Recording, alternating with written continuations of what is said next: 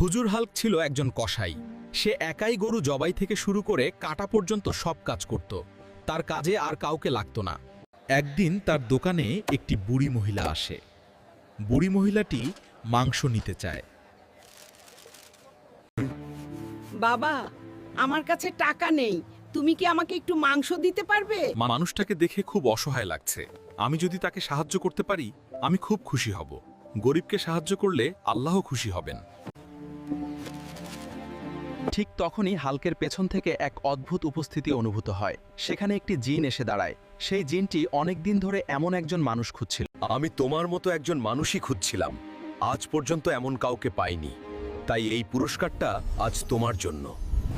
মুহূর্তেরই মধ্যে সেখানে একটি বিশাল রাজপ্রাসাদ তৈরি হয়ে যায়। এই রাজপ্রাসাদ তোমার জন্য। তোমার সৎ নিয়ত আর দয়া দেখে আমি মুগ্ধ। আলহামদুলিল্লাহ, আল্লাহ আল্লাহ আল্লাহ যা করেন ভালোর জন্যই করেন।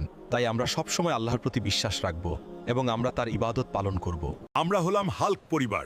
এই যে আমাদের দেখছেন, আমাদের তৈরি করেছে রাব্বি ভাই। এরকম ভিডিও দেখতে চাইলে রাব্বি ভাইয়ের পেজটা ফলো করে রাখেন। যারা টিকটক থেকে দেখছেন তারা অবশ্যই ফলো করে রাখবেন, আর যারা ইউটিউব থেকে দেখছেন তারা লাইক আর সাবস্ক্রাইব করে রাখবেন। আসসালামু আলাইকুম।